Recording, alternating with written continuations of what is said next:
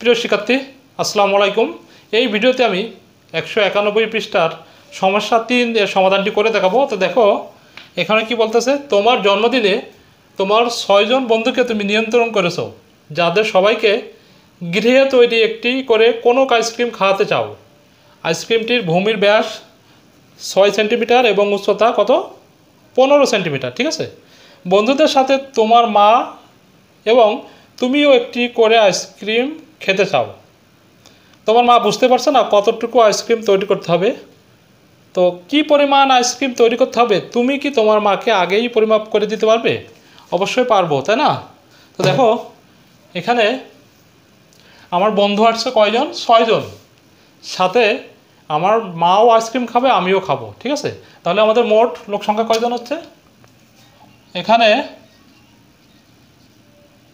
মোট লোক সংখ্যা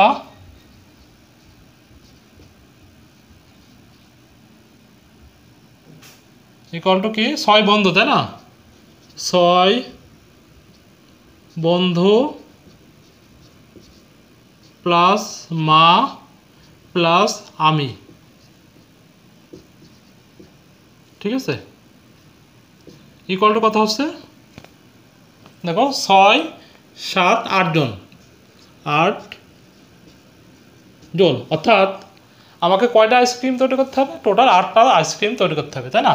তো আমি আমার আম্মাকে এই 8টা আইসক্রিম তৈরি করার জন্য কতটুকু আইসক্রিম তৈরি করতে হয় সেটাই কিন্তু এই অঙ্কের সমাধান চেয়েছে। ঠিক আছে।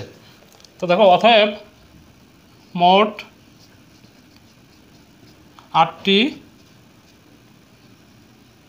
আইসক্রিম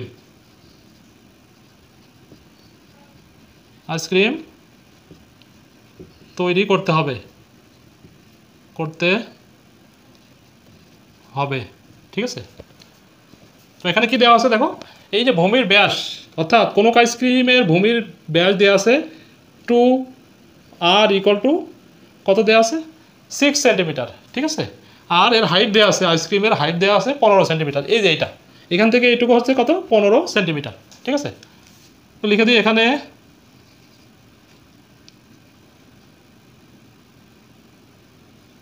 কোনো আইসক্রিমের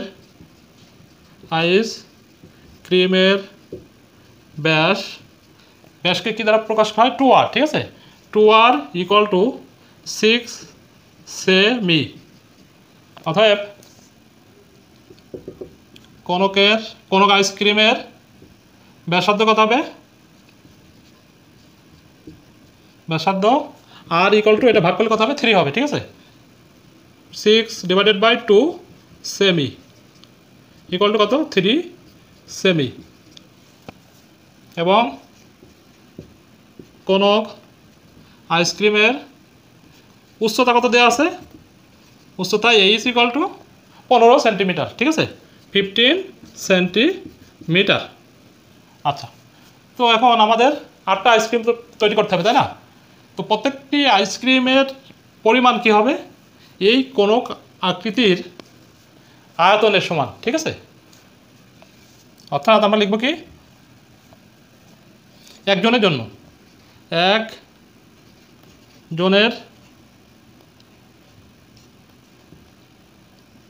জন্য আইসক্রিম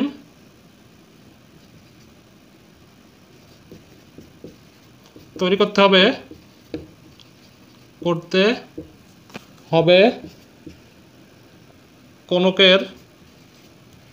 কোনকের আয়তনের সমান, তাই না? আয়তনের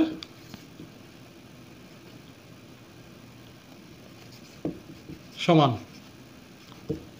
আমরা জানি কি কোনকের আয়তনের সূত্র যেটা, সেটা অ্যাপ্লাই করলে হয়ে যাবে। ঠিক আছে। অতএব কোনক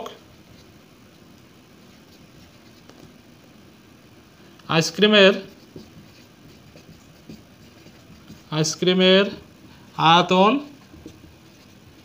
ইকুয়াল টু কি? 1/3, কোনকের যে আয়তনের সূত্র আছে 1/3 পাই আর স্কয়ার এইচ। এটা কি? ঘন একক। ঠিক আছে। এটা তো কিন্তু বইতে দেওয়া আছে, তোমরা মুখস্থ করে রাখবে। তো এখন আমরা এটা ক্যালকুলেশন করলে অ্যান্সার পেয়ে যাব একজনেরটা, ঠিক আছে। তো পায়ের মান কত 3.1416 গুণ আর এর মান কত পেয়েছি আমরা 3, তাই না, 3 এর স্কয়ার, আর এইচ কত পেয়েছি আমরা 15। আমরা সবগুলো এখন গুণ করে 3 দিয়ে ভাগ করবো, ঠিক আছে। তো দেখেন কত আছে 15 গুণ এটা করলে কত হবে 9 হবে, ঠিক আছে। তো 9 গুণ 3.1416, ঠিক আছে, এটা করে ডিভাইডেড বাই 3 ইকুয়ালটা আমরা কত পাচ্ছি 141.372।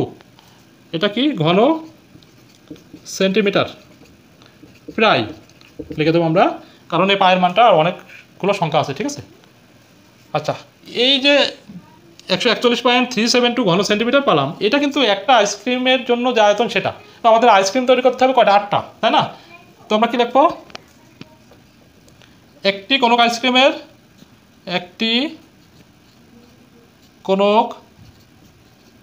আইসক্রিমের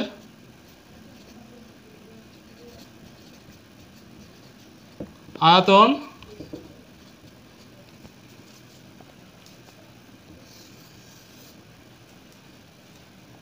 ইকুয়াল টু 141.372 ঘন সেন্টিমিটার, ঠিক আছে। এখানে এটা এক লাইনে হবে, যার কারণে এই বলে আমি নিচে চলে আসছি। অতএব টোটাল আমাদের কয়টা আইসক্রিম তৈরি করতে হবে, এখানে দেখো 8। তো 8টি কোনক আইসক্রিমের আয়তন কত হবে 141.372 গুণ 8, তাই না। 141.372 গুণ 8, অর্থাৎ রেজাল্ট আসতেছে কত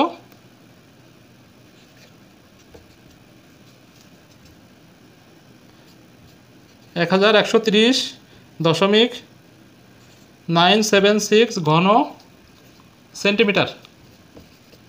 অতএব আমরা নির্ণয় অ্যান্সার কী লিখব, অতএব আমার মান 1130.976 ঘন সেন্টিমিটারের আইসক্রিম তৈরি করতে হবে, এটাই এই অঙ্কের সমাধান, ঠিক আছে। তো আশা করি তোমরা বুঝতে পেরেছো। ভালো থাকো, আল্লাহ হাফেজ, আসসালামু আলাইকুম।